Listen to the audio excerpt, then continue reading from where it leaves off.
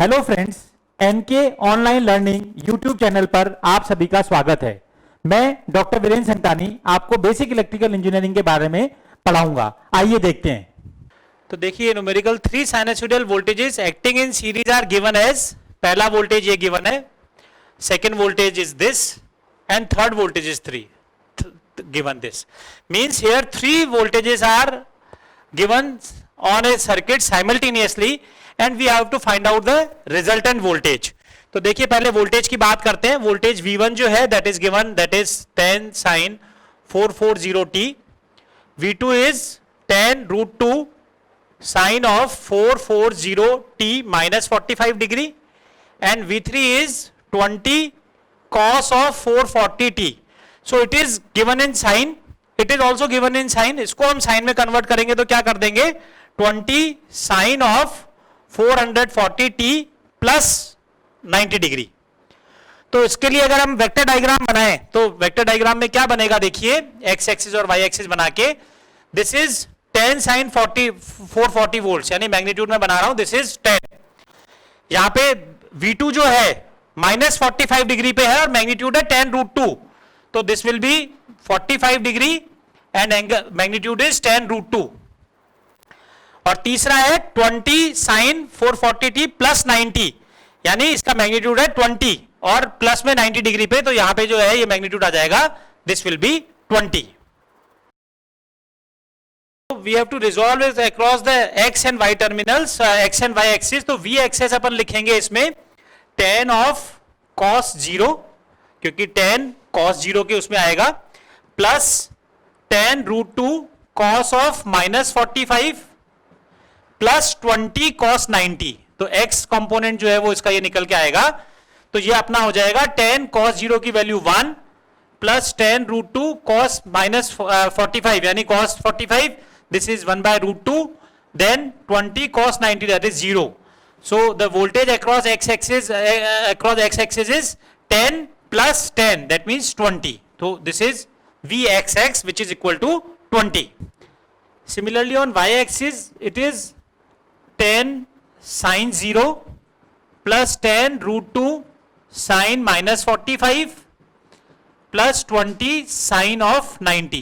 Means जो x axis में यहाँ पे cos 0 था तो इधर sin 0 कर दिया, इधर cos minus 45 था तो sin minus 45 कर दिया, cos 90 का sin 90 कर दिया, तो sin 0 is 0 plus 10 root 2 sin of minus theta is minus sin theta, that means minus 1 by root 2 plus 20 sin 90 is 1, तो this becomes 0, root 2 से root 2 cancel, 20 minus 10 यानी Vyy is becomes 20 minus 10, that means it is equal to 10। तो after calculating the x and y component तो maximum जो अपना voltage आएगा that is equal to Vyy square plus Vxx square. तो इसमें xx तो है 20 और yy है 10, तो this becomes 10 square plus 20 square.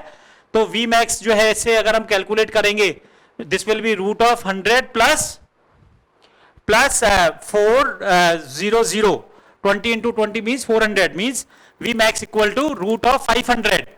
तो अगर रूट ऑफ 500 को अपन सॉल्व करेंगे तो that maximum voltage is 22.36, this will be 22.36। Similarly phi क्या हो जाएगा, phi is tan inverse Vyy upon Vxx, तो ये क्या बनेगा tan इनवर्स Vyy कितना था देखिए 10 और Vxx 20, तो tan इनवर्स 10 अपॉन 20। तो अगर मैं इसको सॉल्व करूंगा तो फाई की वैल्यू आ जाएगी 26.56 डिग्री और 0.1476 pi radians. So this will be the phi. तो देखिए we have calculated the maximum value and phase angle. तो जो अपना क्वेश्चन था एक्सप्रेशन फॉर रिजल्टेंट वोल्टेज, तो एक्सप्रेशन फॉर रिजल्टेंट वोल्टेज क्या होगा, V is equal to Vm sine omega t plus phi. तो here Vm we have calculated, Vm की value कितनी है 22.36 sine of omega t that is 440t plus phi यानी plus में 0.1476 pi. So this is the expression for resultant voltage.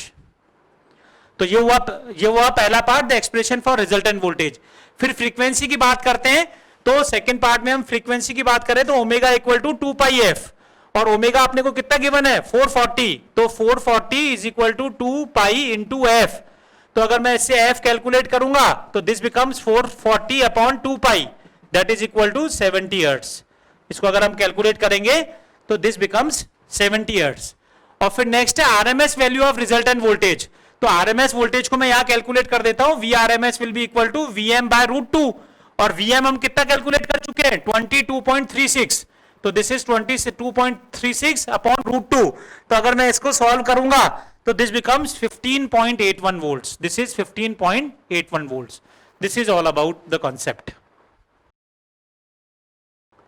तो देखिए ये क्या चीज है, the voltage of this much voltage is applied across an pure inductor of across an inductance of 1 milli henry. केवल inductor ही गिवन है, यानी प्योर इंडक्टर वाला मामला हो गया। 1 मिली हेनरी के अक्रॉस जो वोल्टेज अप्लाई कर रखा है वो क्या अप्लाई कर रखा है, V is equal to 100 sine 1000 t plus 45 degree. तो ये हुआ the voltage of this much voltage is applied across an inductance of 1 milli henry. 1 milli henry के अक्रॉस ये वोल्टेज अप्लाई कर रखा है। क्या कैलकुलेट करना है, calculate the value of current flowing in the inductor. तो इसमें करंट कितनी फ्लो होगी ये हमें कैलकुलेट करना है, और फेजर डायग्राम भी बनाना है। तो देखिए आई क्या होती है, I will be equal to VM by Z, हमें पता है। तो वीएम हमारा कितना गिवन है 100 साइन दिस को हम कैसे लिख सकते हैं 100 एंगल 45 डिग्री। तो ये क्या बनेगा 100 एंगल 45 डिग्री अपॉन जेड, और जेड यहां पे क्या होता है प्योर इंडक्टर के केस में, Z is equal to XL, क्योंकि प्योर इंडक्टर है इसलिए R की वैल्यू को 0 कर दिया है।